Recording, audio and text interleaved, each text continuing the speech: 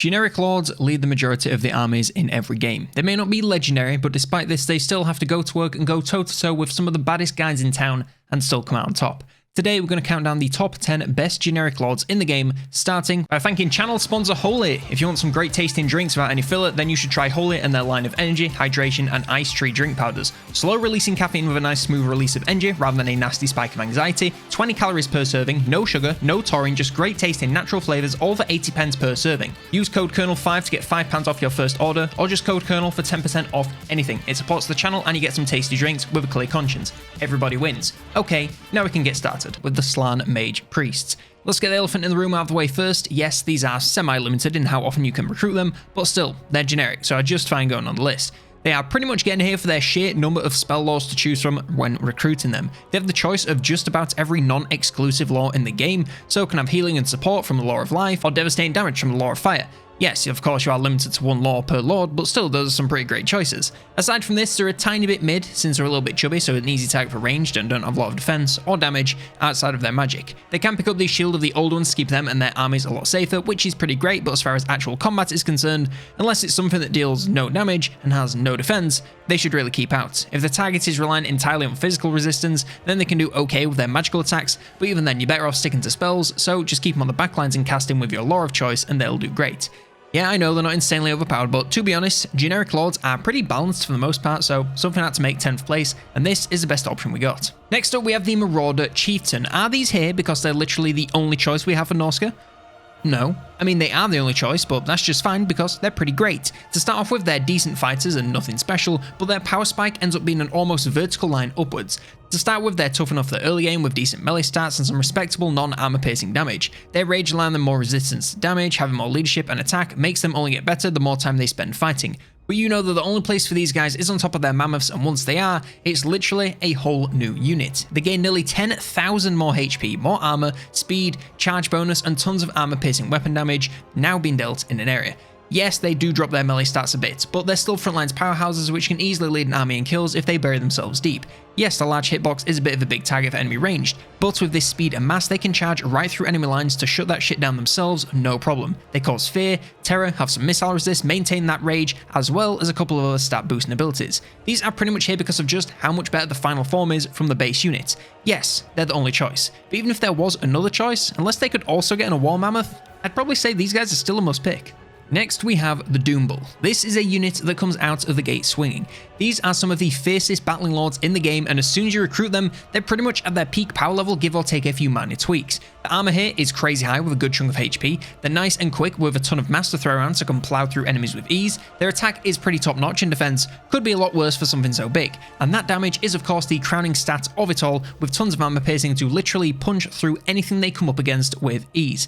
It also helps that they fit perfectly with the Beastmen battle plan of attack as fast and as hard as you can. They can lead great from the front or go into enemy back lines, take on infantry, monsters, overlords, and heroes. The only thing they can do is tank missiles forever if they're sat still, so as long as they're not doing that, they should be just fine and get some great value out of them no matter what they're doing. Use that speed to get them wherever needed, and their damage will take care of the rest. Next we have the Master Necromancers. To shift gears for a moment to a lord that's basically useless at attacking, but outstanding in the support department. You may remember from my Legendary Lords video that Helm and Gorst was one of the worst battling lords in the game, so why are these making the list when essentially they're a slightly worse version of him? Well, the reason he's the worst is because he's not really much better than these guys who are generic, meaning you can have as many of these guys as you want. They're regeneration powerhouses with the ability to gain passive aura healing on their mounts, the Lord of the Vampire, so constant healing as long as you have the winds, options for raising the dead to keep them safe, and a whole bunch of other ways to bring value without having them to do any of the actual work. They're probably the best example of a lord that can lead from the back and elevate their army to heights that you never thought they could reach.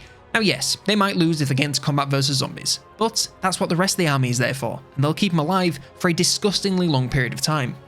Coming to the halfway point, we have the Chaos Sorcerer Lords. Sticking with the mages for a little bit, but in a dramatic turn of events, these guys can also do a spot of fighting too. Right out the gate, they're not bad, but once you get some levels into them, oh boy, do they start to pop off. With the Chaos Dragon in tow, they're super tough, super speedy, have super duper melee stats, and super armor piercing damage to make sure they hit whatever they come up against super hard. Add on the great choice of highly damaging laws and the Law of Death they have to choose from, and they're one of the best all-around lords on the market. great damage and utility wherever you need it, as well as strong combat capabilities anywhere on the map. The only downside I can think of is the larger hitbox, but it doesn't really matter if you can just fly over and wipe out the ranged units anyway. Most mage lords start out real weak and get better over time. These start off as weak to mid battlers and only get better as they collect more powerful skills like a chaotic infinity gauntlet. Next we have the ancient Treeman. You may start to notice a trend with the rest of this list is that lords that can battle and have magic are pretty top tier, and the ancient Treeman is no exception. They bring all the tankiness and frontlines power of the Treeman units, as well as access to one of the best laws of magic in the game in the form of the Law of Life.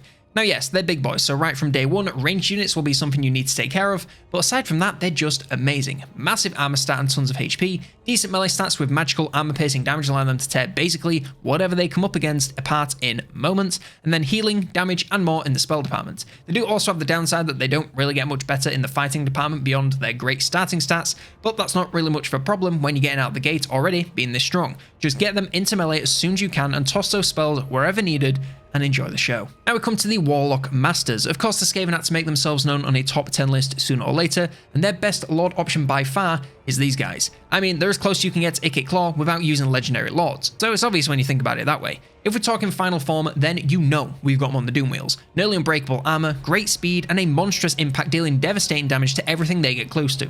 This is the definitive way to get them around the map, and it makes it easy to rack up kills just by keeping them moving. Doesn't matter what gets in their way, the Doom Wheel will push through it to victory. We're not even mentioning the outstandingly powerful Skaven spells of Ruin with the ever overpowered Warp Lightning. I mean, you do also have 5 other spells, but do you even need them? So, a super fast, super heavy charging lord that can also dish out devastating spell support wherever needed. Yeah, that should cover just about anything you need in a single battle. Now yes, you do need to macro them a little bit more than others on this list because the Doom Wheel doesn't have the best sustained melee stats, but still, you don't need to go over the top with this and they can rack up tons of value with the occasional cast and charge anyway, so it's no big deal. As long as they don't get totally bogged down or picked apart by ranged, they'll likely be doing great work, so just get them in your armies yesterday. Coming in the third position, I'm going to give out a shared spot for all of the Heralds and Exalted Demons of Chaos because the entire concept of these guys is just great and the payoff never disappoints. You have each of these minor demon lords from each of the 4 branches of chaos, and upon reaching a high enough level, they can ascend to being greater demons, getting giant spikes in power every single time. Now, while these are all great, I'd probably rank them Khorne, Tzeentch, Slaanesh, and Nurgle without a hint of bias, but still, you won't be disappointed with any of the options here. With the exception of Khorne, all of them can get access to some extremely powerful laws of magic in either form, meaning tearing up the battlefield doesn't have to wait until they get big. All of them, especially Khorne, start out as pretty great fighters, and once they transform are outright crazy with how much damage they can sling onto the battlefield in melee. If we're counting style points, then obviously these are some of the best looking units in the entire game. There's just not much to dislike about these guys. They're undoubtedly some of the best work to come out of CA since pre-Warhammer 3 days. If you're tearing it up as a Chaos faction, grab any flavor of Herald you like and grind levels like you're trying to beat a dungeon in WoW, because the payoff is never disappointing, and the sooner you get to it, the more spiky and powerful that power spike is going to feel. In second place, we have the Sorcerer Prophets. Obviously, something from the Chaos Dwarves had to make it. I mean, they are factually the most overpowered faction in the game, so naturally, some of their leadership is pretty high in these rankings. The Sorcerer Prophets are scarily strong, like I can't really believe they thought these were okay to go to the live game, but here we are. Of course, we're talking final form, and that means the Bale Taurus, so let's go through the stats. Very tough, with plenty of health to tank for days on end. High speed from that flight, allowing them to go anywhere they want on the map at a moment's notice. Melee stats that maybe do a double take, because for a big old mounted lord, those are wacky high numbers. Large amounts of armor-piercing fire damage to punch through just about anything they come up against and keep them toasted while we're at it. But wait, there's more. Massive charge bonus for a huge impact once they hit combat, and then we also have the range damage, which is tons of armor-piercing ammo with a pretty decent range. Oh, and we also have access to a bunch of really strong laws of magic, including their overpowered Law of Hashuts.